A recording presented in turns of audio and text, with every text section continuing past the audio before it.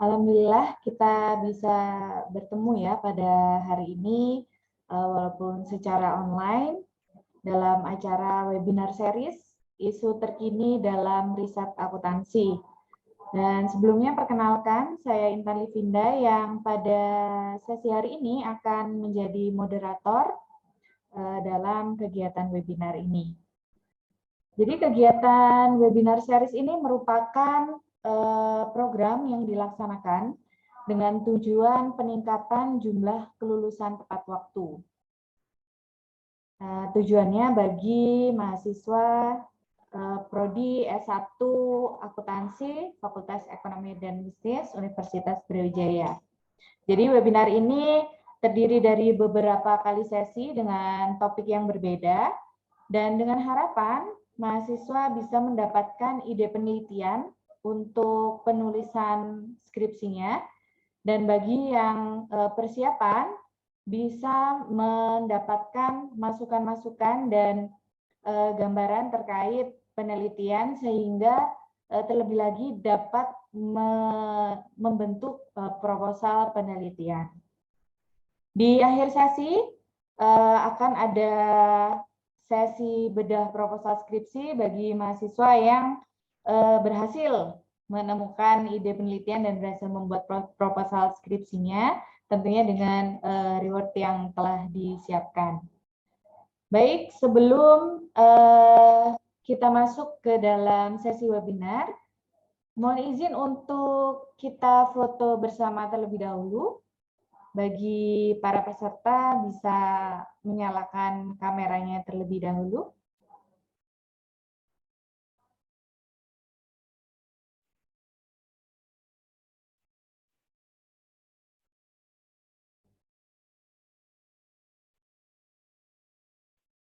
Yuk, silakan. Bisa menyalakan kameranya terlebih dahulu.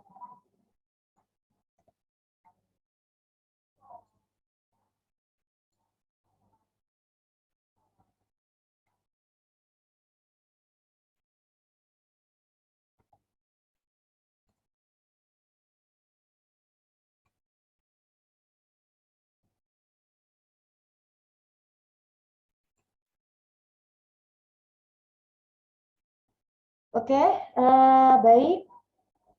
Kita akan memulai sesi pertama, yaitu dengan topik akuntansi keperilakuan dan sistem informasi, yang akan disampaikan oleh Bapak Rizky Aditya Nugraha, SE MSc, yang merupakan dosen Departemen Akuntansi FEBUB. Saya izin share CV-nya Pak Rizky Aditya. Nah, baik. Pak Rizky merupakan lulusan Master of Science Accounting di Universitas Gadjah Mada dan alumni dari Universitas Brawijaya di program akuntansi. Dan dengan beberapa achievement, salah satunya Certificate in Data Analytics di ACCA, dan sekarang menjadi dosen di Departemen Akuntansi pada bidang sistem informasi, dan dengan beberapa pengalaman kerja dan seminar yang diikuti. Baik, mungkin tidak perlu berlama-lama, akan saya serahkan kepada Bapak Rizky Aditya. Kepada Bapak Rizky, kami persilakan. Ya, oke. Baik. Terima kasih Bu Intan atas pengantarnya dan atas invitation-nya untuk memberikan kesempatan kepada saya berbagi gitu ya tentang riset-riset di bidang sistem informasi. Nah, maka tadi sudah dikenalkan begitu ya teman-teman semuanya. Dulu memang saya mengambil S2 di UGM dan kebetulan kok iya ngambil konsentrasinya itu sistem informasi gitu. Jadi maka pada kesempatan kali ini saya coba ingin berbagi atas apa yang pernah saya dapatkan dan juga pernah dibahas begitu ya, yang semoga nanti bisa menjadi referensi bagi teman-teman di dalam proses pencarian topik ide riset tentang sistem informasi. Gitu ya. Maka izin share untuk PPT-nya.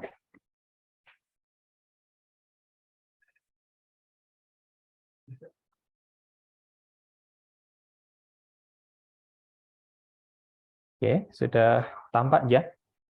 Sudah muncul. Sudah ya, oke baik. Oke, teman-teman.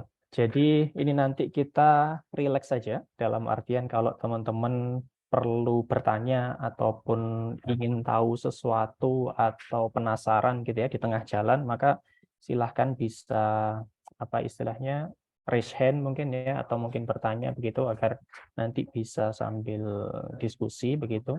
Jadi kita nggak usah tegang-tegang ya. Oke. Ya, jadi di kesempatan kali ini saya coba ingin berbagi tentang apa ya, konteks dari isu terkini riset sistem informasi gitu ya.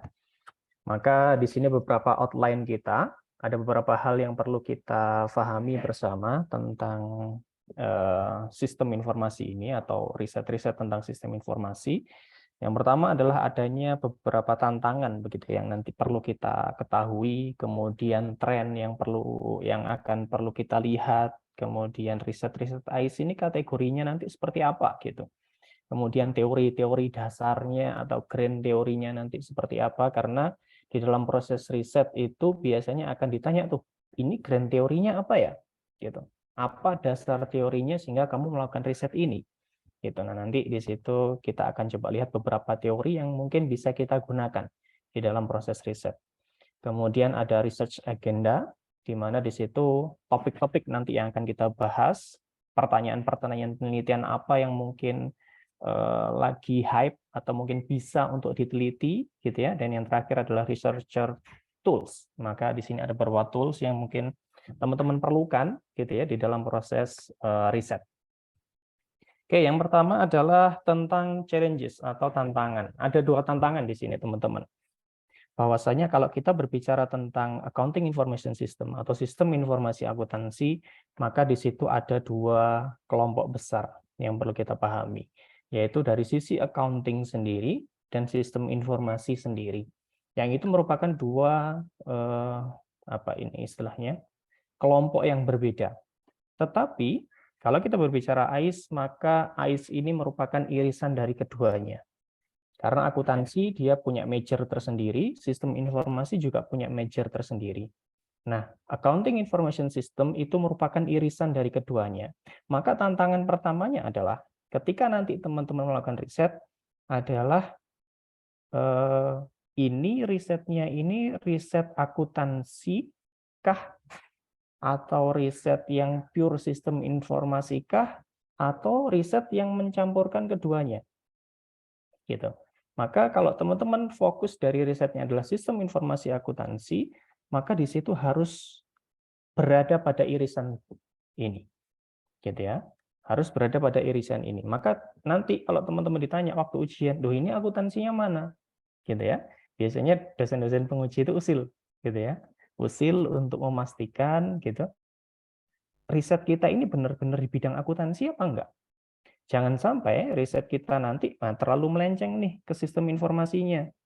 Padahal kita sebagai lulusan akuntansi atau major yang memiliki major akuntansi, maka di situ harus kita punya fokus juga. Gitu. Maka ini tantangannya, bagaimana kita mencari sebuah ide riset yang dia memang merupakan irisan dari akuntansi dan juga sistem informasi. Gitu ya. Nah, maka di situ ranah atau bidang sistem informasi akuntansi itu harus memenuhi 2 aspek ini, gitu ya. Aspek dari sistem informasi dan juga dari fungsi akuntansinya sendiri. Yang sebetulnya kedua hal ini atau kedua bidang ini itu punya tujuan yang sama. Kira-kira tujuannya apa ya, teman-teman ya? Di mana tujuan dari akuntansi dan juga sistem informasi. Kalau kita bayangkan gitu ya, akuntansi ini tujuannya apa ya tujuan akhirnya? Untuk memberikan informasi, gitu ya. Nah, kalau sistem informasi, tujuannya untuk apa? Sama, pada akhirnya akan memberikan informasi.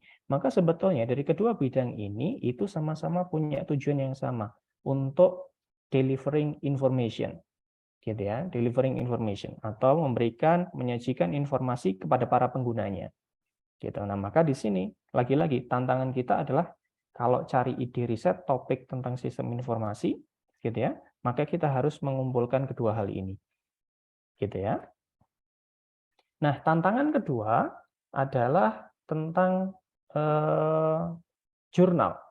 Kalau teman-teman mungkin di sini sudah semester-semester akhir ya, kata jurnal itu bukan berarti artikelnya. Jadi berbeda antara artikel dengan jurnal. Jurnal itu adalah tempat di mana artikel itu diterbitkan, gitu ya, penerbit, gitu ya, penerbit artikel itu dinamakan jurnal. Sedangkan artikel ya artikel penelitian, gitu. Nah, tantangannya di sini adalah kalau riset tentang AIS atau Accounting Information System itu tidak banyak jurnal yang fokus di sana.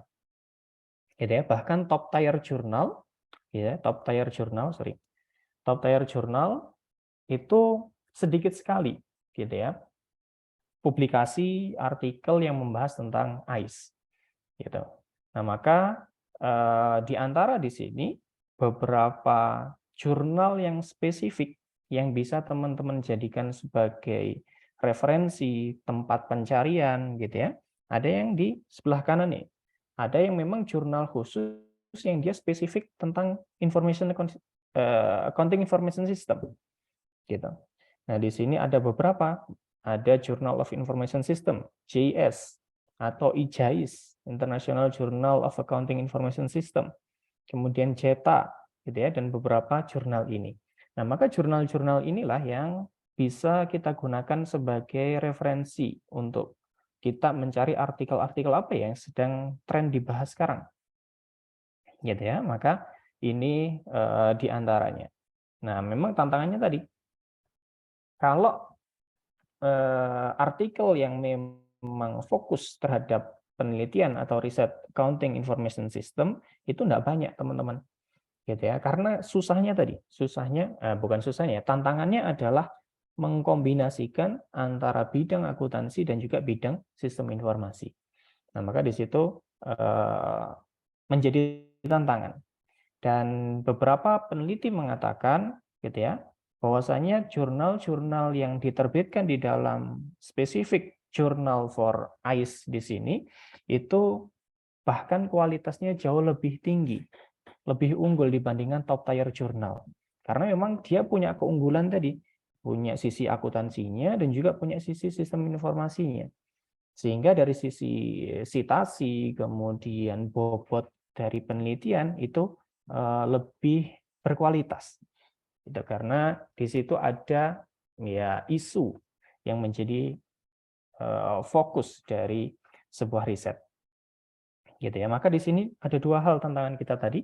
Yang pertama harus mengkombinasikan antara bidang akuntansi dan sistem informasi. Dan yang kedua adalah referensi, gitu ya. Referensi dalam artian yang memang fokus risetnya itu mengkombinasikan antara akuntansi dan sistem informasi. Nah, kemudian ketika kita sudah tahu tantangannya, maka sebetulnya apa ya tren ke depan? Gitu ya. Tren ke depan itu apa?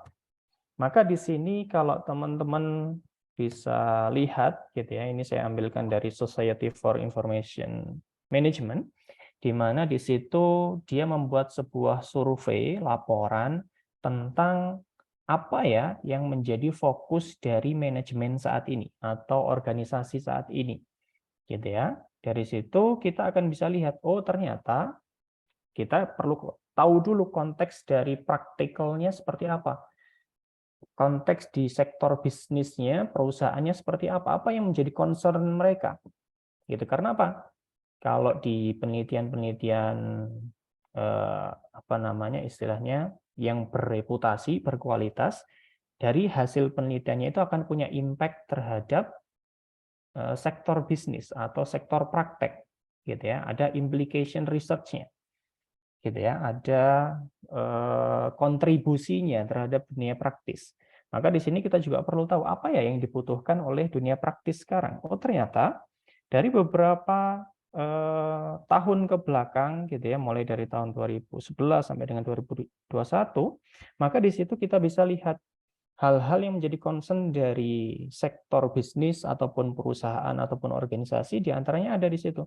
Mulai dari security, gitu ya, cyber security, privacy, Kemudian kita bisa lihat juga alignment of IT with the business. Artinya bagaimana ya keselarasan antara IT dengan bisnis. Karena jangan sampai kita apa ini istilahnya menerapkan IT, kemudian pakai IT-nya, pakai sistem informasi, tapi kok nggak sejalan dengan tujuan organisasi. Nah, maka di situ investment-nya kan akan tidak berguna gitu ya, tidak bermanfaat bagi organisasi. Maka di antara penelitian juga itu yang pernah saya tahu adalah bagaimana IT investment itu berpengaruh terhadap kinerja perusahaan. Nah, itu suatu hal yang penting untuk kita lihat. Begitu juga terkait dengan data analytics. Nah, sekarang lagi hype ya. Data analytics lagi banyak dibicarakan gitu ya. Kemudian juga digital transformation gitu ya. Nah, maka ini hal-hal yang menjadi fokus dari dunia praktek gitu ya. Yang kenapa kok kita perlu tahu ini, Pak? Kenapa kita perlu dunia praktek, kan kita ini kan riset gitu kan. Nah, maka tadi alasannya bagaimana ada keselarasan antara riset, hasil riset kita untuk memberikan kontribusi kepada dunia praktis gitu ya. Nah, maka kalau kita mau simpulkan teman-teman, kalau mau kita simpulkan di sini ada 5 topik besar. Gitu ya. 5 topik besar dalam ranah teknologi informasi untuk tren ke depan itu diantaranya adalah IT security, gitu ya, keamanan IT. Maka banyak kasus kemarin ya, bagaimana keamanan itu menjadi sebuah hal yang apa ini krusial gitu. Bagaimana data-data perusahaan atau bahkan pemerintahan bisa lepas gitu ya, bisa dibobol. Nah, maka itu peran dari IT security sangat penting. Gitu ya. Kemudian data analytics gitu ya. Kemudian IT governance. IT governance itu apa? Pemerintahan IT, bukan ya? IT governance itu adalah tata kelola IT. Bagaimana IT ini ditata, dikelola untuk tujuannya adalah biar selaras dengan tujuan perusahaan. Maka tadi IT investment-nya ini punya dampak nih terhadap pencapaian tujuan perusahaan. Gitu. Nah, itu IT governance. Kemudian emerging technology, di mana teknologi-teknologi yang sekarang lagi tren apa ya? Mulai dari blockchain, kemudian cloud computing gitu ya. Nah, maka itu teknologi-teknologi yang sekarang muncul gitu ya, yang akan menjadi tren ke depan gitu. Kemudian cloud computing juga, bagaimana organisasi ini menerapkan cloud computing sehingga itu akan menunjang dari kinerja mereka. Nah, maka ini beberapa topik gitu ya, topik beberapa hal yang akan menjadi tren ke depan. Gitu. Nah, sekarang kita mulai masuk nih. Oh, kita sudah tahu nih, Pak, bagaimana sih kondisi prakteknya? Kondisi di dunia praktis itu seperti apa? Apa yang dibutuhkan oleh mereka? Trennya seperti apa? Maka di dalam proses riset, gitu ya, di dalam proses riset di sini Murti 2016 itu menyatakan bahwasanya ada beberapa kategori riset accounting information system, gitu ya. Bentuk risetnya itu seperti apa, gitu. Maka di sini ada 4 bentuk, gitu ya, 4 kategori. Yang pertama adalah new IT oriented accounting research. Jadi riset akuntansi yang dia itu fokusnya pada teknologi baru, gitu ya, teknologi baru. Jadi risetnya pure terhadap teknologi baru, gitu ya. Maka atas teknologi baru ini apa nanti kira-kira dampaknya terhadap akuntansi? Gitu ya, kayak misalkan kemarin yang sempat terjadi adalah ya tadi blockchain. Blockchain itu kan teknologi baru, gitu kan, teknologi baru. Maka muncul tuh mulai riset-riset tentang apakah blockchain ini bisa diterapkan untuk akuntansi ya? Maka nanti penerapannya seperti apa ya? Gitu kan? Maka kalau di kelas saya kemarin sempat bahas ini juga, di mana blockchain itu akan menghadirkan yang namanya triple counting system, gitu ya. Kalau kita kenal selama belajar di sini mungkin double entry bookkeeping system, gitu ya. Maka dengan adanya blockchain nanti akan jadi triple entry bookkeeping system. Nah, nanti seperti apa itu, Pak? Nah, itu kan sesuatu yang baru, gitu. Yang dimana IT yang baru ini bagaimana nanti dampaknya terhadap akuntansi, Gitu, itu maka menjadi kategori pertama di dalam riset akuntansi. Apakah IT, teknologi itu bisa diterapkan di bidang akuntansi. Kemudian kategori kedua adalah extension of existing accounting research with system orientation. Jadi bagaimana teknologi yang sudah ada, gitu ya, pengembangan dari riset-riset akuntansi yang sudah ada, kemudian dia diselaraskan dengan sistem informasi. Gitu. Maka ini menjadi kategori kedua. Kategori ketiga adalah extension of existing MIS, Management Information System Research with an accounting orientation. Jadi kalau ini dibalik, di mana riset-risetnya itu riset tentang MIS, tapi pakai orientasinya akuntansi. Gitu. Riset-risetnya tentang Management Information System, pengelolaan sistem manajemen gitu ya, yang kemudian di situ bagaimana ya pakai orientasi akuntansinya. Atau yang terakhir kategorinya adalah New Accounting Oriented IS Research. Gitu. Yang ini tentang bagaimana sebuah kondisi yang baru di dunia akuntansi, gitu ya, dalam artian, oh di akuntansi ada pengembangan apa nih? Gitu ya, di akuntansi ada pengembangan apa? Yang kemudian apakah itu bisa diterjemahkan ke dalam sistem informasi ya? Gitu. Nah, maka ini bentuk-bentuk model riset gitu ya di dalam riset-riset sistem informasi akuntansi. Gitu ya. Maka nanti kita sudah tahu bagaimana trennya, kebutuhan pasar, kebutuhan praktek gitu ya yang kemudian kita mau riset nih, Pak. Maka pendekatannya apa? Apakah kita mau menggunakan pendekatan IT baru nih, bagaimana kalau ditarik ke akuntansi? Gitu. Atau sebaliknya, akuntansinya ada yang baru nih, bagaimana kalau digeret ke sistem informasi atau pengembangan-pengembangannya. Gitu ya. Maka ini pendekatan yang bisa kita gunakan. Nah, kemudian kalau yang namanya kita mau melakukan riset, maka kita butuh yang namanya teori. Gitu ya. Karena nanti pasti teman-teman akan ditanya tuh, ini risetnya ada dasarnya enggak ya? Punya landasannya enggak ya? Jangan-jangan risetnya itu nggak punya dasar berpikir, nggak punya kerangka berpikir. Maka kita perlu tahu di sini beberapa teori-teori yang mungkin bisa kita gunakan sebagai landasan berpikir untuk pengembangan riset sistem informasi akuntansi. Nah, ini ada cheat sheet gitu ya, teman-teman. Ada cheat sheet dalam artian ada sebuah situs web di mana dia membuat kumpulan teori-teori gitu ya, membuat kumpulan teori-teori di bidang sistem informasi. Ini nanti teman-teman bisa cek di situ IS Theory Site, di mana di situ banyak sekali teori yang dikumpulkan begitu ya, yang related dengan sistem informasi. Ini kayak mungkin model-model Wikipedia gitu ya, tapi dia khusus tentang teori-teori dari sistem informasi. Ada banyak sekali. Nanti di situ teman-teman bisa cek. Nah, di sini ada beberapa yang coba kita akan diskusikan, di mana yang pertama adalah teori kognitif sosial. Maka ini nanti ada beberapa teori yang saya tampilkan, itu yang mungkin sering muncul, sering digunakan di dalam riset-riset akuntansi. Gitu ya.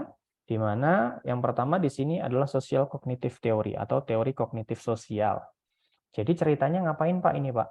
Jadi ceritanya adalah teori ini mencoba untuk menjelaskan bahwasannya pengetahuan individu atau karakteristik individu, faktor-faktor internal individu itu bisa dipengaruhi oleh lingkungannya. Gitu ya, bisa dipengaruhi oleh lingkungannya. Yang itu akhirnya akan menghasilkan sebuah behavior. Gitu ya, yang akhirnya akan menghasilkan sebuah behavior, perilaku. Lah hubungannya apa Pak dengan riset? Gitu ya. Maka kalau teman-teman bayangkan, kita nih sekarang punya sebuah teknologi baru nih. Punya teknologi baru. Nah, dari teknologi baru katakanlah yang kita dekatkan contohnya adalah cloud computing. Cloud computing. Pakai cloud storage misalkan. Contohnya yang teman-teman sering pakai, Google Drive dan lain sebagainya. Perusahaan belum pakai nih. Kalau perusahaan kemudian mau pakai sistem ini, sistem informasi ini, cloud computing, berupa cloud storage, maka seseorang akan mau untuk memakai tadi, akan berperilaku untuk memakai tadi, itu dipengaruhi oleh faktor apa? Gitu. Akan dipengaruhi oleh faktor apa? Maka faktor pertamanya ya dari internal individunya dulu. Dia tahu nggak tentang sistem informasi ini? Dia tahu nggak tentang kegunaannya? Dia tahu nggak tentang manfaatnya? Kalau sudah tahu, apakah seseorang yang sudah tahu akan langsung menggunakan? Oh enggak, gitu ya. Bisa jadi ada faktor eksternal. Faktor eksternalnya apa? Oh ternyata pihak-pihak eksternal di luar diri individu ini menyarankan, teman-temannya menyarankan, pakai Google Drive lah, enak tuh, gitu ya, kerja jadi nggak perlu bawa-bawa hard disk eksternal, nggak perlu bawa-bawa yang berat-berat, langsung pakai Google Drive, enak tuh. Nah itu kan ada saran, ada ajakan dari pihak eksternal yang kemudian itu akan mempengaruhi dirinya, gitu. Yang akhirnya ketika ada pengaruh dari eksternal dan dia juga punya pengetahuan dari dalam dirinya, itu akan menghasilkan sebuah tindakan atau perilaku. Oh, jadi dia kemudian mau pakai, gitu ya, mau pakai sistem informasinya, mau pakai cloud storage-nya, gitu. Maka ini landasan berpikir. Ini adalah teori yang bisa kita gunakan untuk menjelaskan perilaku individu itu disebabkan oleh apa ya, gitu. Seseorang mau pakai aplikasi ini itu karena apa ya? Atau dia mau berperilaku itu karena apa ya? Nah, maka di sini teori ini menjelaskan tadi, di mana faktor-faktor personal itu bisa dipengaruhi atau bahkan mempengaruhi lingkungannya dan tindakannya. Gitu ya. Jadi hubungannya itu timbal balik. Kita bisa mempengaruhi orang lain, kita bisa mempengaruhi lingkungan, dan lingkungan pun bisa mempengaruhi kita.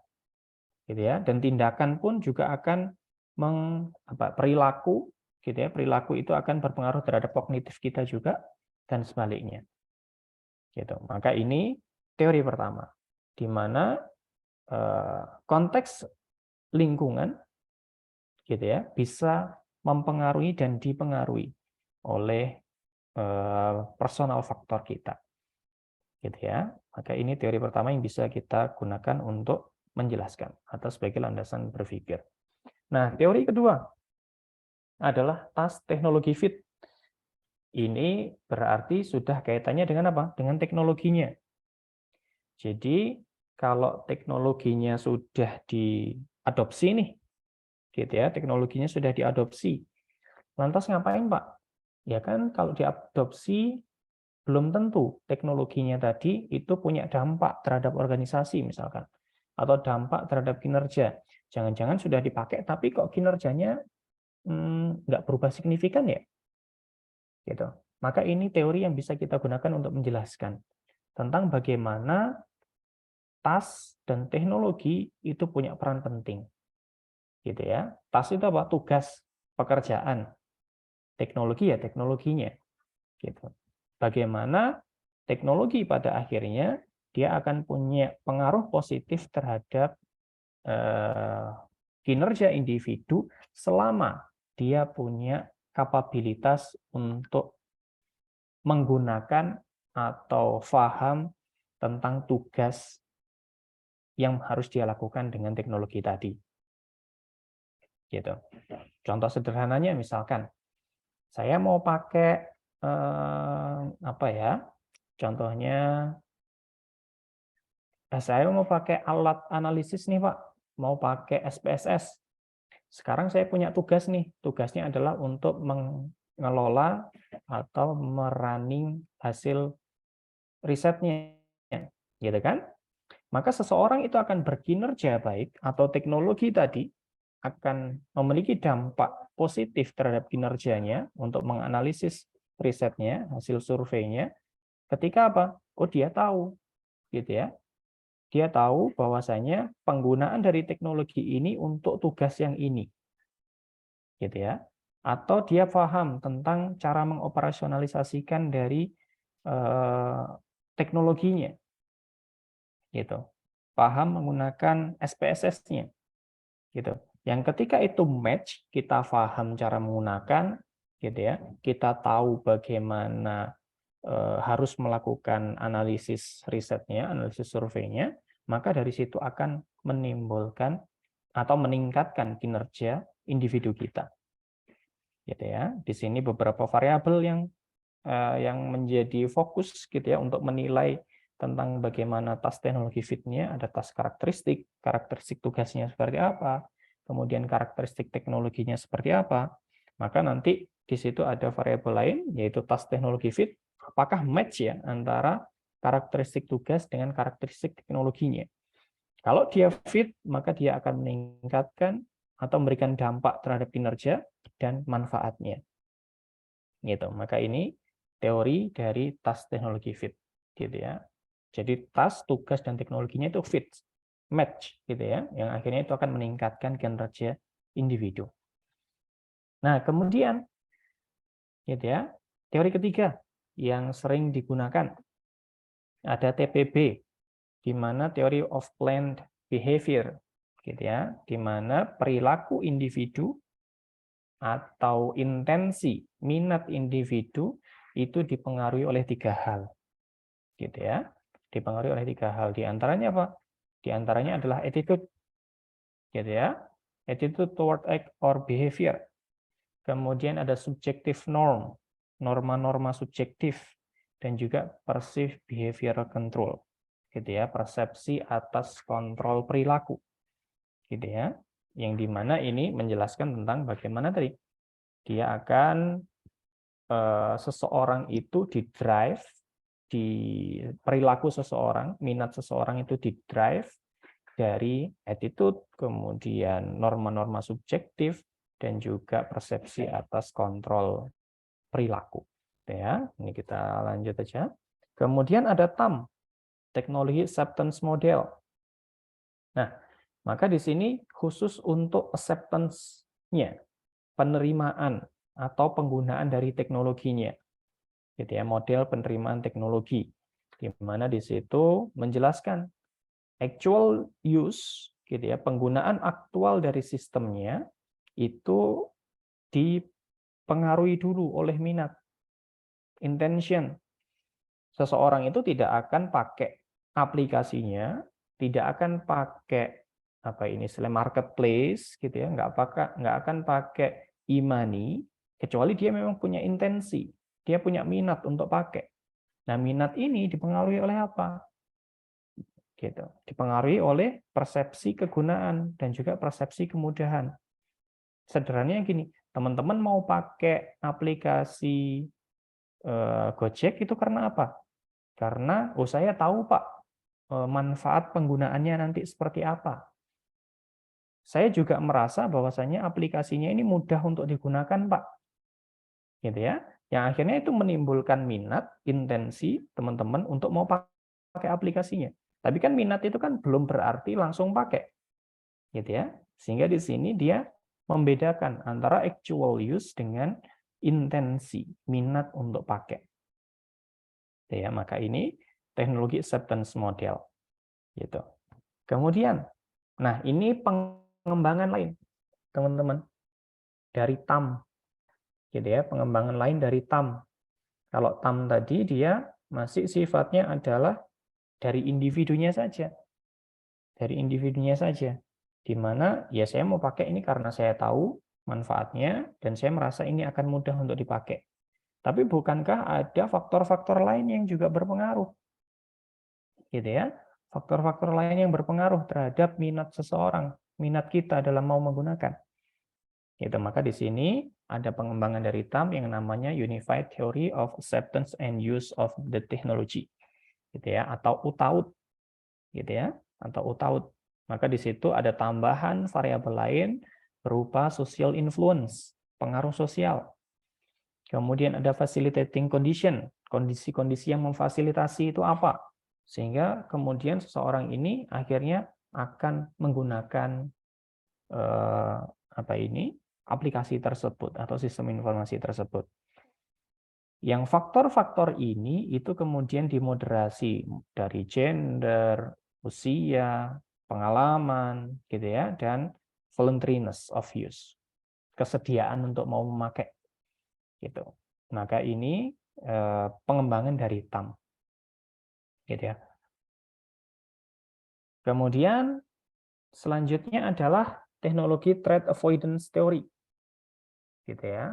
Teori lain nih. Jadi ini saya akan berikan teori-teori ini, meskipun nanti teman-teman akan bingung gitu ya, fungsinya untuk apa. Setidaknya kita akan tahu, oh ada teori ini nih, gitu. Yang penting tahu dulu.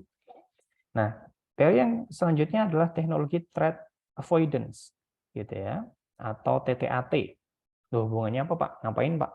Gitu ya. Maka coba bayangkan teman-teman, bahwasanya sekarang teknologi ini semakin berkembang, gitu ya, semakin berkembang. Yang kemudian akhirnya teknologi ini bisa memberikan ancaman bagi kita. Loh, ancamannya seperti apa, Pak? Apakah akan jadi Terminator gitu ya? Enggak. Jadi ancamannya seperti apa? Coba bayangkan, ini pernah saya dapatkan sebuah riset gitu ya, bahwasanya dengan keberadaan teknologi yang semakin berkembang, itu seseorang itu akan merasa terancam. Ya, terancamnya gimana? Misalkan bentuk teknologinya adalah kalau perilaku manusia itu kan kadang misalkan nih, gitu ya, suka bolos misalkan, gitu ya, suka bolos, kemudian kerja tidak tepat waktu, gitu ya, dan seterusnya, gitu. Yang akhirnya dibuat teknologi, dibuat sistem untuk mengawasi dari para karyawan, para pegawai, gitu kan, mulai dari CCTV, kemudian cek log tepat waktu, cek lognya harus pakai sidik jari, harus pakai face recognition misalkan.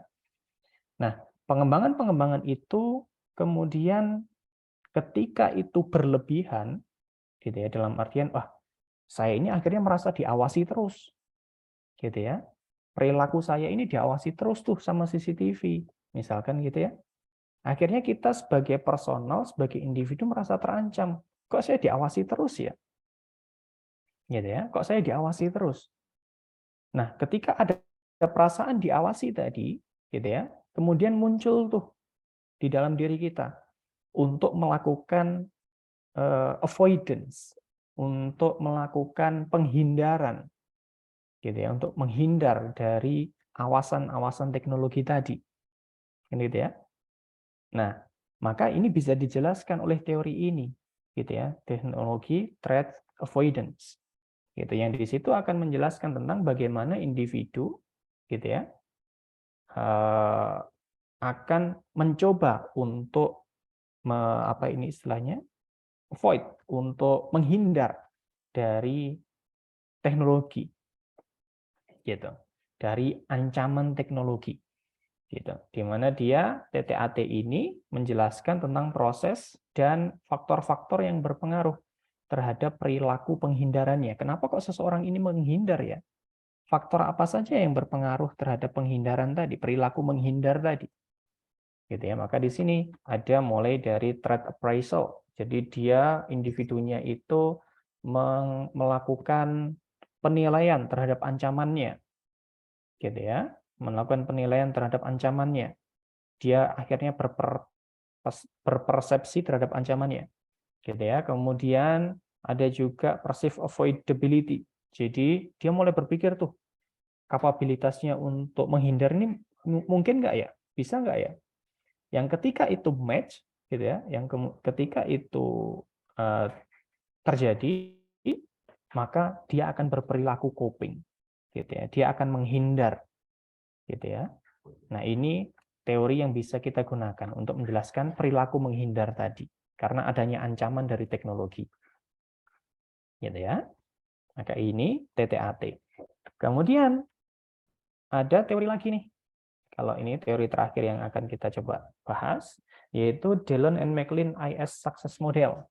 Teori ini tuh mau cerita apa sih, Pak? Mau cerita tentang apakah teknologi ataukah sistem informasinya ini itu berhasil nggak ya diterapkan?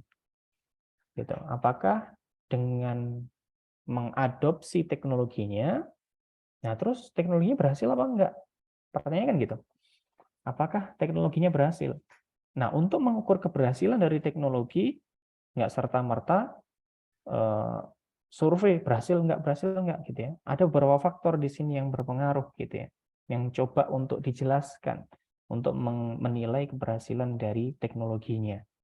Di antaranya teknologi itu adalah dipengaruhi keberhasilannya, dipengaruhi oleh kualitas informasinya.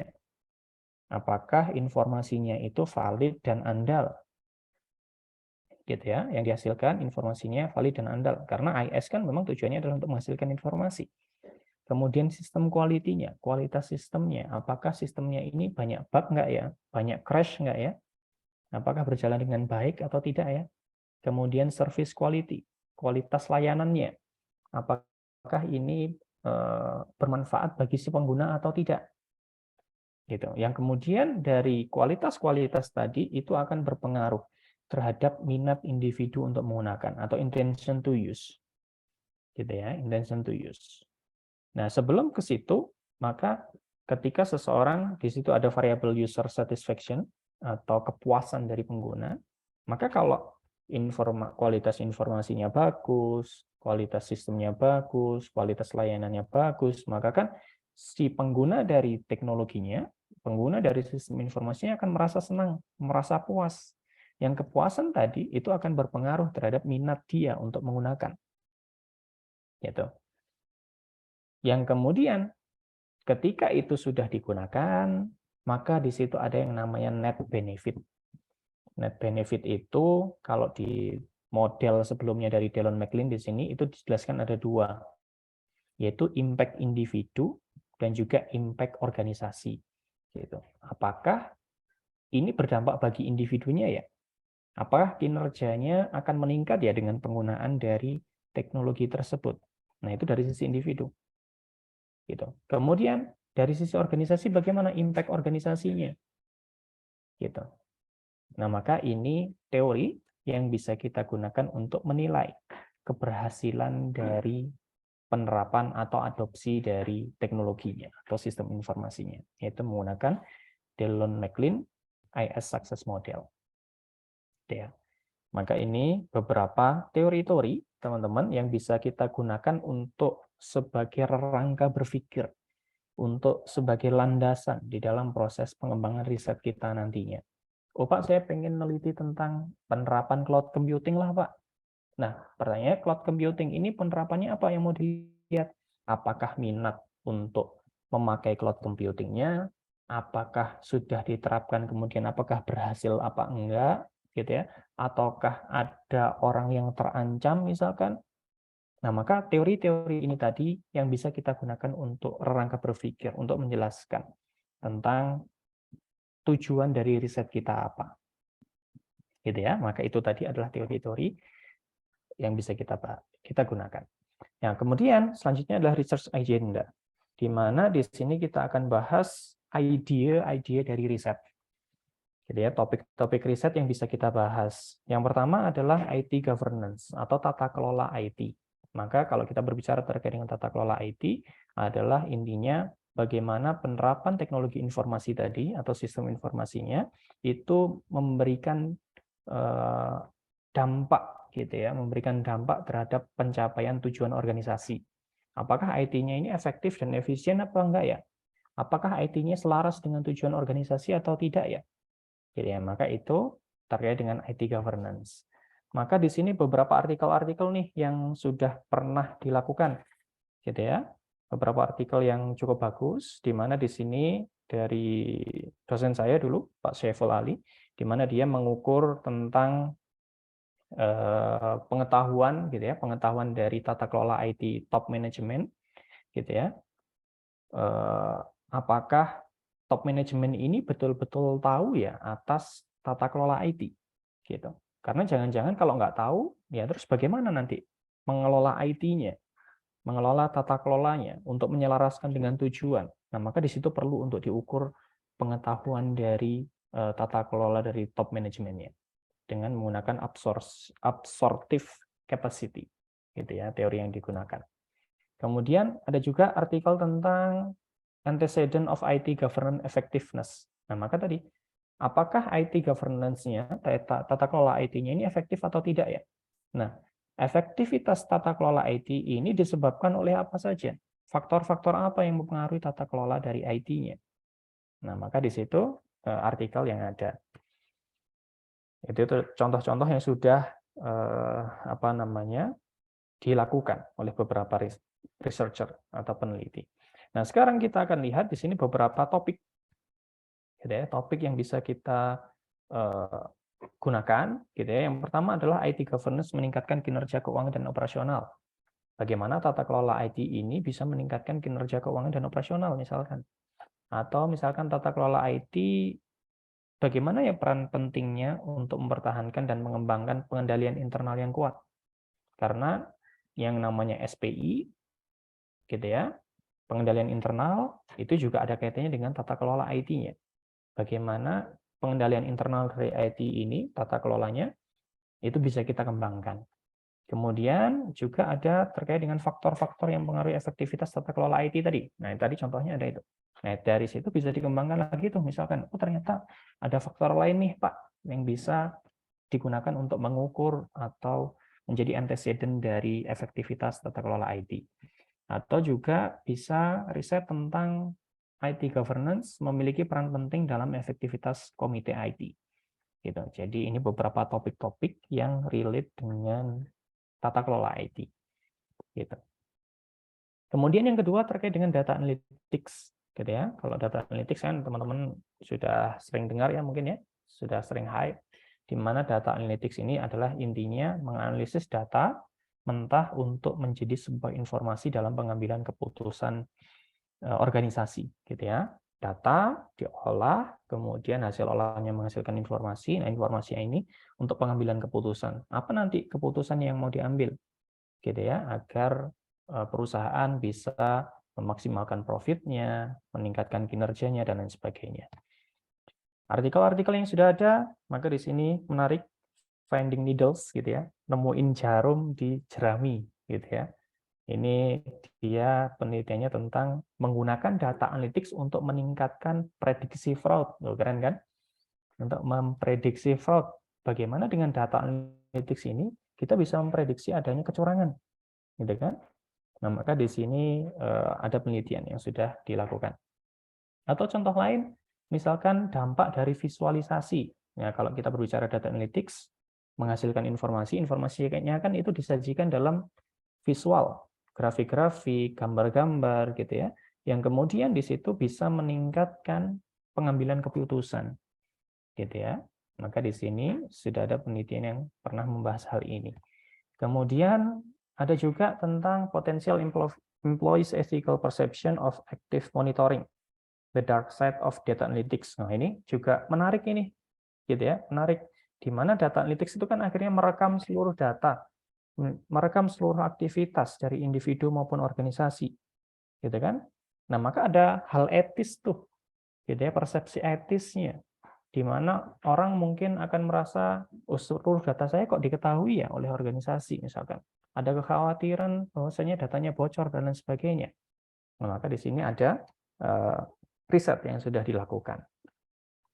Nah, kalau potensi pertanyaan risetnya apa, Pak?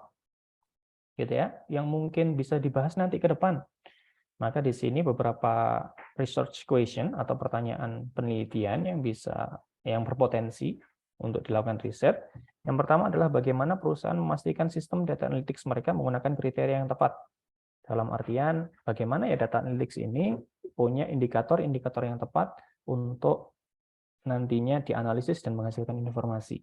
Apakah kriterianya pas ataukah tidak. Kemudian yang kedua adalah dapatkah data analytics membantu kantor audit meningkatkan kualitas auditnya. Nah itu, maka tadi dengan adanya data analytics ini nanti gimana auditor? Apakah kualitas auditnya meningkat ataukah enggak? Kan gitu. Maka tadi kalau yang tadi adalah untuk memprediksi kecurangan, gitu ya. Nah kalau ini dari kualitas auditnya akan meningkat enggak kalau seseorang itu punya kemampuan data analytics. Gitu. Yang ketiga adalah perubahan apakah yang harus dilakukan dalam proses audit sebagai suatu respon pada pertimbangan data dalam perusahaan yang sangat tergantung dengan data analytics. Maka ini terkait dengan proses auditnya, gitu ya. Maka ini beberapa research question atau pertanyaan penelitian yang bisa dikembangkan di dalam riset-riset ke depan. Nah, yang ketiga adalah XBRL. Nah, ini teman-teman sudah tahu nggak XBRL? Gitu kan? XBRL ini adalah Extensible Business Reporting Language, di mana ini merupakan bahasa baru di dalam proses pelaporan keuangan. Jadi, gambarannya adalah kalau kita dulu melaporkan keuangan itu kan formatnya format PDF gitu ya, mungkin format ya PDF kan ya umumnya laporan keuangan itu diterbitkan. Maka kalau kita mau mengolah, menganalisis dan lain sebagainya untuk mau membandingkan antara satu perusahaan dengan perusahaan lain kan kita harus metanin satu-satu tuh, pindah satu-satu dari PDF-nya, kemudian kita pindah ke Excel dan seterusnya. Maka kemudian ada pengembangan baru nih dengan menggunakan ekstensifikasi dari XBRL gitu. Jadi formatnya itu format XBRL, bukan PDF gitu. Yang dimana dengan format XBRL ini akan mempercepat proses kompilasi, kemudian proses dari membandingkan antara satu perusahaan dengan perusahaan yang lain dan seterusnya. Yang akhirnya ketika ini diterapkan, gitu ya, harapannya semakin meningkat proses dari pengelolaan dari hasil laporan keuangan. Artikel-artikel yang pernah terbit terkait dengan XBRL, maka di sini menarik nih, XBRL mandate and timeliness of financial reporting to XBRL feeling take longer. Di mana ini ceritanya adalah apakah dengan menggunakan XBRL pelaporan keuangan itu semakin cepat ya? Kan ada audit delay itu misalkan. Kan gitu ya. Laporan keuangan terbit tanggal 31 Desember misalkan. Ya kan? Kemudian baru diaudit dan seterusnya, kemudian baru muncul bulan Maret ataupun April. Nah, itu kan ada delay gitu ya. Nah, dengan adanya XBRL ini harapannya apa? Oh, ini bisa mempermudah nih, bisa mempercepat gitu. Mempercepat. Yang akhirnya apa? Pelaporan keuangan ini menjadi timeliness, menjadi semakin pendek delay-nya. Gitu ya, atau bahkan mungkin bisa real time misalkan. Jadi ketika organisasi itu membuat laporan keuangannya, yang kemudian bisa tahu tuh bagaimana kondisi dari laporan keuangan perusahaan. Atau juga di sini terkait dengan leveling the playing field between large and small institution. Artinya di sini untuk membandingkan antara perusahaan kecil dan besar, gitu. Terkait dengan penerapan XBRL. Apakah perusahaan kecil ini bisa menerapkan ya, ataukah perusahaan besar saja misalkan. Nah, maka ini di antara risetnya. Terus topiknya apa, Pak? Yang bisa kita teliti nih, pertanyaan penelitiannya apa saja? Maka yang di sini terkait dengan pengaruh XBRL pada bisnis. Bagaimana kualitas data bisnis dan informasi yang didukung oleh XBRL? Kualitasnya seperti apa? Apakah kualitasnya bagus atau tidak? Yang dihasilkan dari XBRL tadi. Kemudian bagaimana XBRL mengakomodasi kompleksitas dari proses bisnis misalkan. Atau juga adopsi XBRL-nya. Apakah faktor pendorong apa ya? Atau faktor penghambat apa ya dari XBRL ini untuk diterapkan oleh individunya? Gitu ya. Individu ini mau pakai atau nggak mau pakai itu karena apa? Faktor-faktornya apa? Nah, itu bisa diteliti tuh. Gitu ya, bisa diteliti. Atau mungkin strategi terbaik apa untuk mengadopsi taksonomi XBRL yang cocok dengan proses organisasi. Gitu ya. Nah, nanti bisa dikulik lagi lah ini ya, terkait dengan taksonomi XBRL. Waktu kita tinggal 25 menit ya, Bu Intan. Kita percepat aja. Kemudian yang ketiga adalah pengembangan teknis XBRL. Bagaimana taksonomi XBRL diselaraskan dengan proses organisasi, dan seterusnya. Kemudian juga pendidikan XBRL. Artinya perlu nih disosialisasikan, perlu nih untuk dijelaskan tentang apa itu XBRL. Maka ini yang menarik di paling bawah, bagaimana pengetahuan individu, mahasiswa, praktisi akuntan, dan investor atas XBRL ini dapat ditingkatkan. Bagaimana caranya untuk meningkatkan pengetahuan atas XBRL ini? Gitu. Kira-kira mahasiswa ini sudah tahu XBRL atau enggak? Praktisi akuntansi ini sudah tahu XBRL atau enggak? Investor ini sudah tahu XBRL atau enggak? Gitu. Maka di sini beberapa research question yang bisa kita coba untuk teliti. Kemudian yang keempat adalah cloud computing. yang banyak digunakan ya, cloud computing, di mana intinya adalah dia bagaimana layanan-layanan komputer itu bisa dilakukan melalui internet. Gitu ya, kalau di antara manfaatnya reduce cost dan seterusnya. Terus riset-riset yang sudah pernah ada, maka di sini business in the cloud, research question and governance, audit and assurance. Maka di sini tentang bagaimana cloud computing ini akhirnya mengubah proses audit, gitu ya. Cloud computing ini bisa mengubah proses audit yang mungkin dulunya auditor itu harus datang langsung, gitu ya, datang langsung ke partner, bukan partner ya, apa ini istilahnya, pihak-pihak yang terkait, gitu ya. Maka sekarang karena sudah pakai cloud computing semuanya, misalkan nggak perlu tuh datang visitasi misalkan, gitu ya, ke pihak-pihak terkait misalkan. Gitu. Kemudian di sini juga ada beberapa penelitian yang pernah dilakukan. Kemudian pertanyaan penelitiannya apa, Pak? Research question-nya yang bisa coba kita teliti. Gitu. Yang pertama adalah strategic alignment, keselarasan strategis. Bagaimana penggunaan cloud computing ini mengubah sifat tata kelola IT-nya. Jadi apakah penggunaan cloud computing ini selaras dengan visi dan strategi organisasi? Nah, itu bisa diteliti tuh. Kemudian dari sisi audit, bagaimana cloud computing ini mempengaruhi peran auditor dan prosedur auditnya? Apakah prosedur auditnya akan berubah nih kalau perusahaan pakai cloud computing? Dan pihak-pihak terkait juga dengan pakai cloud computing. Maka nanti prosedur auditnya seperti apa? Kemudian apa pengaruh dari melibatkan auditor dalam tahap awal penyelidikan penyedia jasa cloud dan dalam tahap negosiasi kontrak. Kemudian juga bisa tentang total cost of cloud operation, gitu ya. Juga bisa kita teliti tentang faktor-faktor sukses dari penerapan cloud computing itu apa, gitu ya. Kesuksesan dari penggunaan IT-nya, penggunaan dari cloud computing-nya. Ini bisa untuk kita teliti. Maka ini topik-topik untuk cloud computing. Kemudian yang kelima adalah blockchain, gitu ya, blockchain. Blockchain itu apa, Pak? Ya nanti dicari ya, karena waktu kita tinggal beberapa. Yang intinya adalah blockchain itu adalah distributed ledger, catatan yang terdistribusi, gitu. Terus ngapain, Pak? Nah, di sini blockchain ini akan juga berpengaruh terhadap proses audit juga, gitu ya, berpengaruh terhadap akuntansi juga. Maka tadi di awal sempat saya sampaikan, blockchain ini, dengan keberadaan blockchain ini, yang namanya entry itu bukan cuma double entry saja. Double entry itu apa? Debit kredit gitu kan. Double entry itu kan konsep utamanya adalah pencatatan dari dua pihak. Nah, dengan adanya blockchain ini akhirnya ada triple entry. Itu triple entry bookkeeping system yang dimana secara konseptual adalah yang mencatat itu tiga pihak. Gitu, tidak hanya dua pihak saja. Ada pihak independen gitu ya, yang kemudian dia juga mencatat untuk menjaga netralitas di transaksinya. Menarik ini artikelnya untuk dibaca gitu. Kemudian dari proses audit juga sama, dengan adanya blockchain, semuanya sudah masuk ke dalam jaringan blockchain, yang kemudian nanti proses auditnya gimana nih? Semuanya terekam semua di blockchain. Apakah perlu untuk datang, ataukah tidak, dan seterusnya. Nanti proses auditnya seperti apa. Nah, itu bisa dibaca artikel ini. Menarik. Nah, ini beberapa artikel lain terkait dengan blockchain. Yang blockchain ini juga bisa meningkatkan faithful representation. Masih ingat nggak tuh karakteristik kualitatif dari faithful representation? Di mana informasinya itu menggambarkan realitasnya.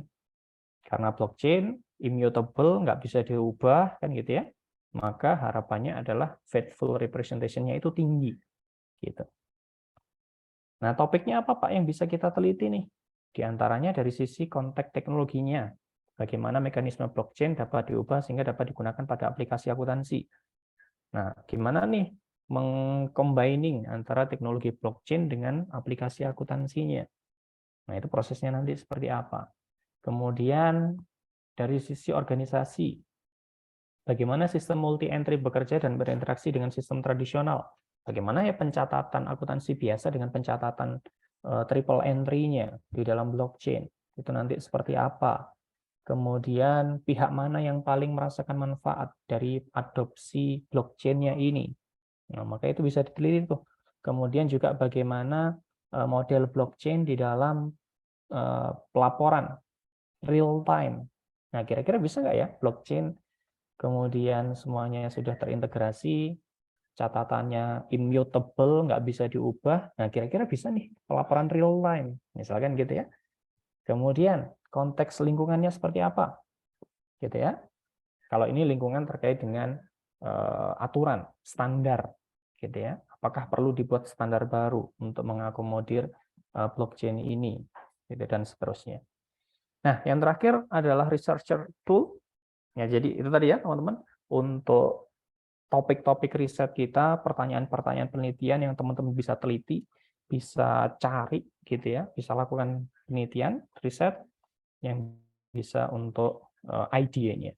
Nah, selanjutnya adalah researcher tool, tools yang teman-teman perlu tahu, gitu ya. Yang pasti kalau Mendeley mungkin teman-teman sudah sering kenal, sering dengar. Nah, di sini ada juga Publish Perish, di mana dia merupakan aplikasi untuk literatur review. Nanti dicek saja, dia juga gratis, bisa diunduh. Jadi teman-teman tinggal masukkan kata kunci, maka nanti seluruh artikel itu akan muncul. Gitu. Jadi enak untuk mencarinya. Gitu. Kemudian juga Simago untuk mengecek reputasi dari jurnalnya. Kalau teman-teman punya drive nih, punya semangat untuk wah saya pengen penelitian bagus nih Pak. Nah, maka dicek di situ untuk jurnal-jurnalnya. Jurnal itu berarti si publisher-nya ya, gitu. Kemudian kalau pengen cari juga beberapa artikel-artikel mentok gitu ya, maka di situ ada beberapa yang bisa kita gunakan, mulai dari Senderek, Emerald, ProQuest, Gstore, Scopus, Sage Journal, dan seterusnya. Maka ini beberapa tools, alat-alat, kemudian juga platform yang bisa kita gunakan untuk mendukung proses riset kita. Gitu teman-teman, terima kasih atas perhatiannya saya sampaikan, dan demikian untuk pemaparan dari materinya. Saya kembalikan lagi kepada Ibu Intan.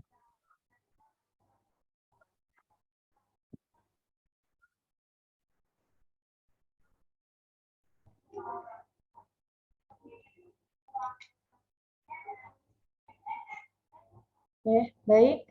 Terima kasih Pak Rizky atas pemaparan materi yang telah diberikan. Menarik sekali ya, jadi lengkap mulai dari teorinya juga, contoh penelitiannya, dan researcher tools-nya juga. Nah, sekarang kita akan masuk ke dalam sesi tanya-jawab. Bagi peserta yang ingin bertanya, boleh silakan langsung menyalakan mikrofonnya atau raise hand juga boleh. Silakan.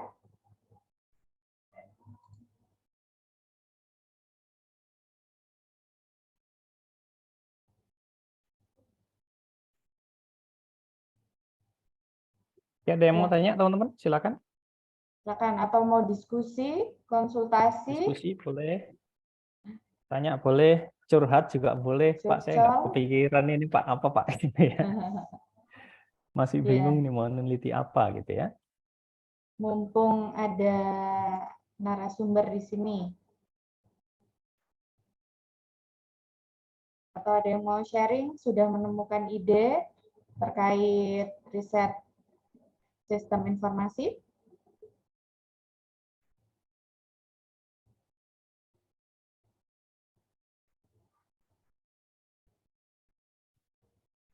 Ya ada?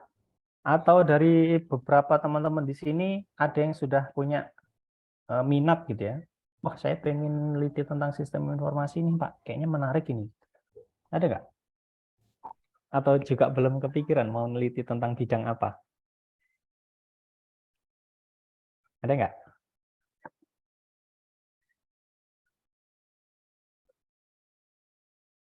Dari Erika?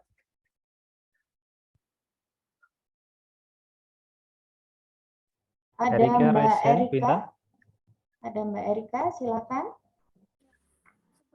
Apakah suara saya terdengar, Bapak Ibu? Ya, terdengar Mbak Erika. Silakan. Terima kasih buat kesempatannya. Pak Rizky, saya izin bertanya. Tadi kan dijelaskan pemerintahan itu ya Pak. Nah, itu kalau kita sebagai mahasiswa dalam meneliti IT pemerintahan itu kira-kira akan ranahnya pemerintahan. Oke, agak putus-putus Erika, maaf. IT governance, kalau kita mahasiswa mau neliti, terus ngapain? Iya. Kalau misalnya kita mau kayak meneliti pemerintahan, IT pemerintahan gitu, kira-kira sebagai mahasiswa itu kita kayak dikasih batasan-batasan gitu nggak sih Pak sama pemerintahan? Oke, baik. Terima kasih Batasan pertanyaannya, penelitiannya. Erika. Ya. Oke, Silakan jadi Pak Rizky. ya baik. Jadi IT governance tadi itu bukan IT pemerintahan ya. IT governance itu sebuah bidang riset tentang tata kelola IT. Bagaimana IT ini dikelola, ditata untuk tujuan organisasi. Yang organisasinya ini bisa macam-macam, ya bisa perusahaan ataupun pemerintahan atau bahkan perusahaan kecil misalkan. Jadi tata kelola atau IT governance itu terkait dengan tata kelola, bukan tentang subjek pemerintahnya. Gitu ya. Itu dulu yang perlu untuk difahami. Nah, kalau pertanyaan selanjutnya adalah kalau kita mau meneliti di sektor pemerintahan nih, Pak, bagaimana? Apakah memungkinkan? Apakah bisa? Apakah ada batasan-batasan? Maka jawabannya adalah tergantung. Gitu ya, tergantung. Tergantung dari apa? Tergantung dari relasi kita dengan pihak pemerintahannya. Apakah kita punya akses terhadap pemerintahannya? Kalau memang kita punya akses, punya jaringan, punya kenalan di sana, gitu ya, maka ya bisa saja untuk meneliti di sektor pemerintahan, gitu. Karena memang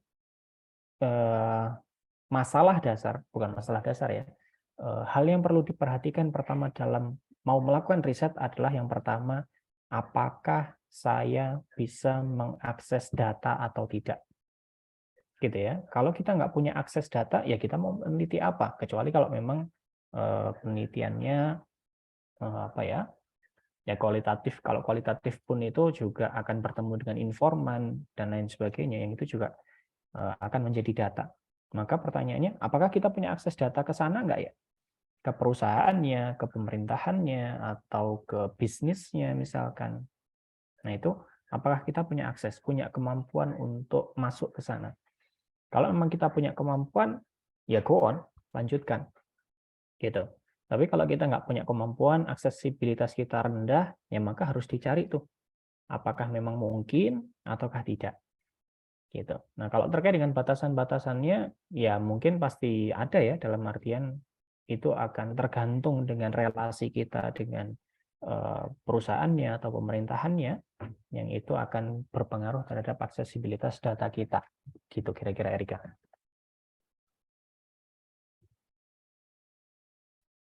Berarti kalau menurut Bapak lebih aman pilih yang di bagian mana? Yang aman, kalau jawabannya pilih yang aman adalah ya tergantung ya. Akhirnya tergantung gitu.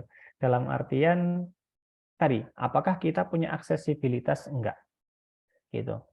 Karena memang kalau ya mungkin kalau mau dibandingkan gitu ya, mau dibandingkan antara sektor pemerintahan dengan sektor bisnis ataupun bisnis kecil mungkin, maka kalau di sektor pemerintahan mungkin bisa jadi lebih saklek gitu ya, lebih berat untuk masuk ke sana, atau mungkin ke sektor bisnis juga lebih berat misalkan.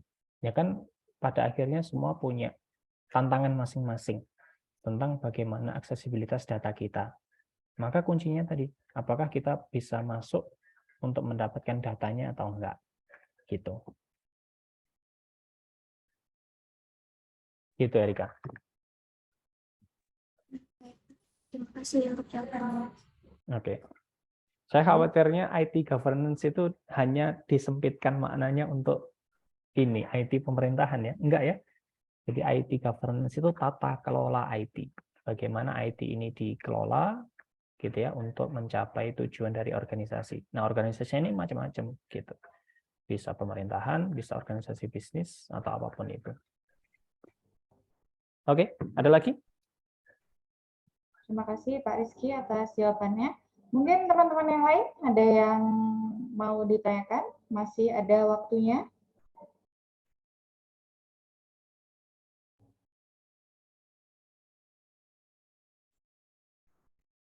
Jadi Mbak Erika tertarik sepertinya tentang IT governance. Mungkin yang lainnya ada yang tertarik dengan topik yang berbeda.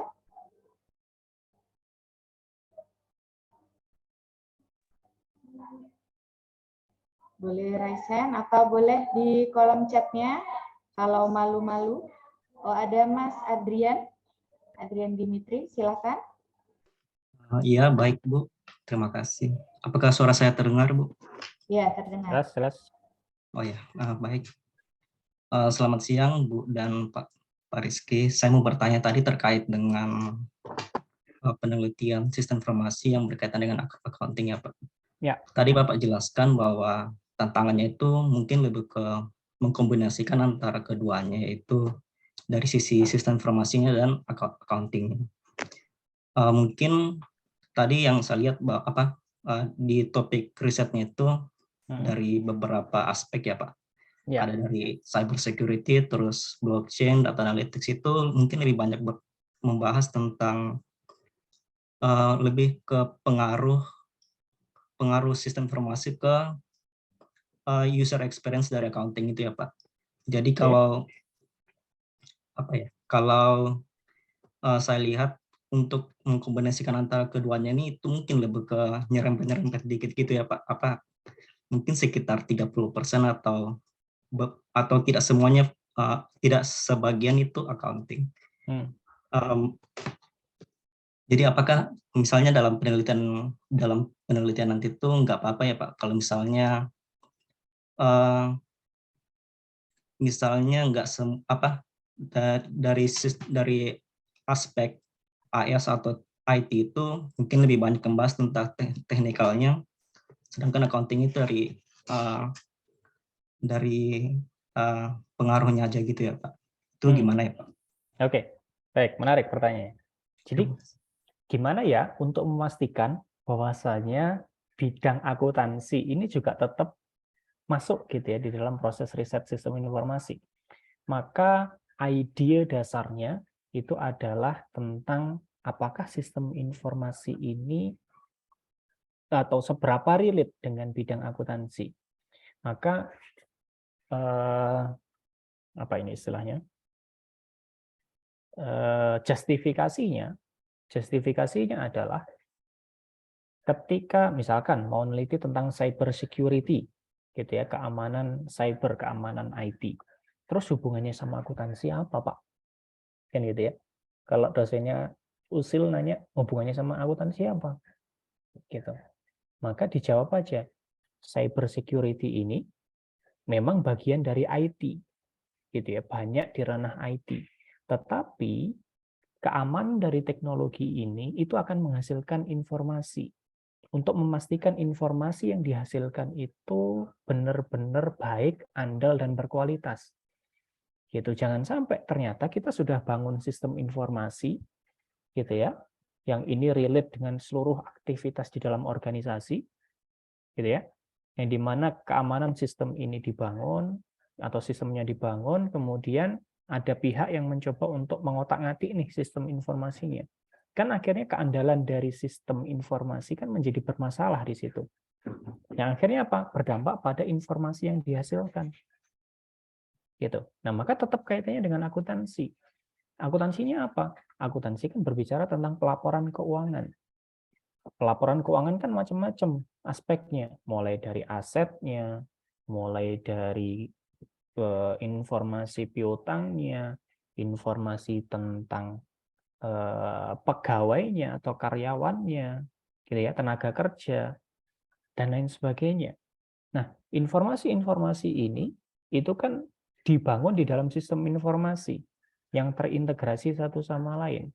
Maka kalau sekedar contoh saja, di UB kita di sini sedang membangun yang namanya UB1 Data, sistem informasi untuk UB1 Data. yang dimana dia mencoba untuk mengintegrasikan seluruh sistem informasi yang ada di UB, mulai dari sistem informasi aset, terus kemudian bahan habis pakai, kemudian mulai dari juga kepegawaian. Nah, kepegawaian ini nanti kaitannya dengan akuntansi apa? Ya, terkait dengan informasi tentang berapa biaya pengeluaran untuk tenaga kerja. Kan gitu. Ada masalah gajinya juga di sana. Nah, kan ada kaitannya gitu. Ada hubungannya di mana sistem informasi ini mendukung untuk laporan keuangan, menghasilkan informasi yang andal, reliable, akurat gitu. Nah, kalau keakuratan ini tidak dijaga atau keamanan dari sistem ini tidak dijaga, ya terus bagaimana hasil yang dikeluarkan? Apakah bisa dipertanggungjawabkan atau tidak? Gitu. Maka ini justifikasinya tentang bagaimana relasi, hubungan, keeratan, keterkaitan antara sistem informasi dan akuntansi itu sendiri. Maka memang kalau tadi ditanya adalah, oh ini kan porsinya banyak di sistem informasi, gitu. Nggak masalah memang, tetapi di dalam proses elaborasi atau justifikasi yang dilakukan dalam riset, kaitkan dengan akuntansi. Apa hubungannya? Kenapa kok riset tentang cyber security ini penting? Untuk akuntansi itu apa? Gitu. Maka itu perlu untuk difikirkan, direnungkan, apa ya justifikasinya, apa ya relevansinya. Sehingga riset kita ini benar-benar punya keeratan antara bidang akuntansi dan sistem informasi. Nggak lepas menyeluruh ke teknis dari sistem informasinya, tetapi tadi kita mengambil apa ini istilahnya perpotongan gitu ya antara akuntansi dan sistem informasinya. Gitu Adrian.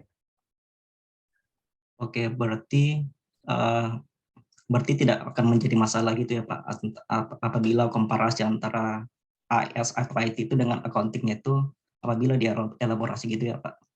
Betul, nggak masalah. Selama kita punya justifikasi yang kuat, maka ya emang harusnya begitu. Gitu. Maka kalau ada penelitian tentang blockchain, terus ngapain blockchain-nya? Apa kaitannya dengan akuntansi? Kan itu pertanyaannya. Nah, justifikasi itulah yang perlu kita cari. Gitu. Baik Pak, terima kasih banyak. Oke.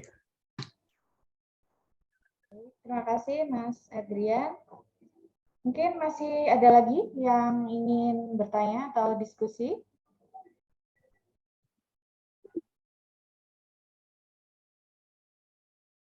Ada lagi, teman-teman? Ada lagi, silakan.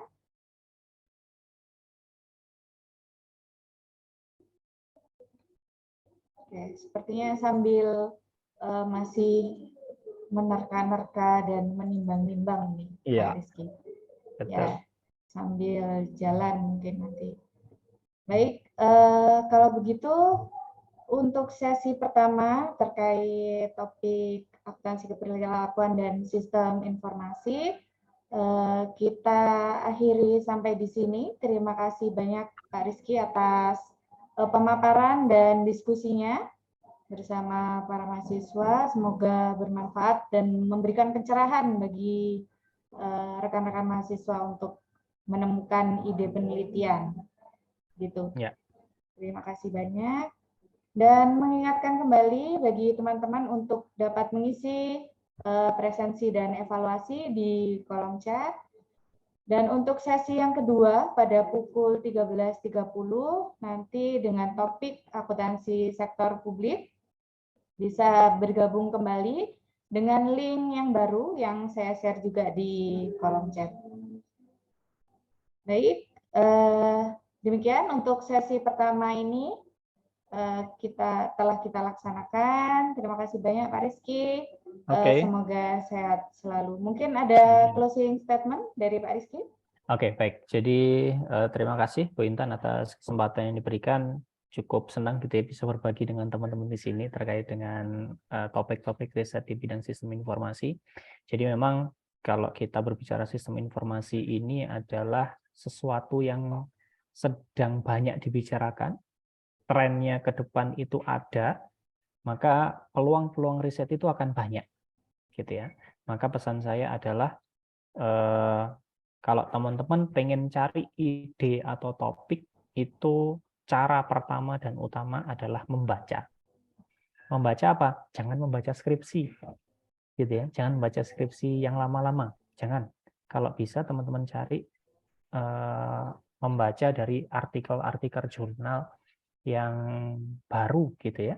Karena nanti kalau hanya dari sebatas skripsi, ya ini karena pengalaman dulu ada ya, teman-teman juga dulu, teman-teman saya waktu skripsi itu, cari idenya dari mana? Dari skripsi, gitu ya. Nanti kalau cuma dari skripsi, akhirnya wawasan kita mentok, gitu. Nggak ada sesuatu yang baru, padahal kalau kita lihat tren ke depan itu akan sangat-sangat berkembang, jadi siapa tahu nih, risetnya teman-teman ini nanti akan berkualitas, gitu. Maka pesan saya, manfaatkan tools-tools tadi, untuk mencari artikel-artikel yang bagus, gitu ya. Yang dari situ nanti kita akan tahu, oh ada potensi riset ini nih, gitu. Karena kalau di artikel penelitian itu biasanya di bagian-bagian belakang itu ada yang namanya future research, ya, dicatat ya teman-teman. Cari di artikel, cari aja satu artikel gitu ya, 2 artikel internasional. Nanti di bagian bawah setelah kesimpulan itu ada future research. Gitu biasanya. Yang itu bisa jadi peluang riset nih untuk kita. Gitu. Nah, maka itu pesan saya, kalau sekarang mungkin masih bingung nggak apa-apa gitu ya. Dengan berjalannya waktu sambil merenung, saya mau meneliti tentang apa ya, topik apa ya. Nah, itu perlu direnungkan minatnya apa, karena kalau nggak minat nanti ngerjainnya jadi malas-malasan. Gitu. Jadi itu saja mungkin pesan saya. Semoga teman-teman sukses selalu, cepat skripsinya, kelarnya cepat gitu ya. Kalau bisa selesai, dapat pekerjaan, atau mungkin tutup buku buka terop juga boleh gitu ya. Maka semoga itu jadi motivasi teman-teman untuk bisa segera selesai. Itu teman-teman, semoga apa yang kita diskusikan ini bermanfaat, membuka wawasan teman-teman untuk riset di bidang sistem informasi. Terima kasih Bu Intan atas kesempatan yang diberikan. Ya, baik. Terima kasih Pak Rizky. Semoga sehat selalu. Baik, teman-teman mahasiswa, demikian akhir dari sesi pertama dari webinar series isu terkini dalam riset akuntansi. Kita bertemu lagi di jam 13.30 untuk topik yang selanjutnya dengan link yang saya share di kolom chat. Terima kasih, saya akhiri. Wassalamualaikum warahmatullahi wabarakatuh. Selamat siang. Waalaikumsalam warahmatullahi wabarakatuh. Terima kasih Bu Intan dan teman-teman semuanya. Ya, terima kasih.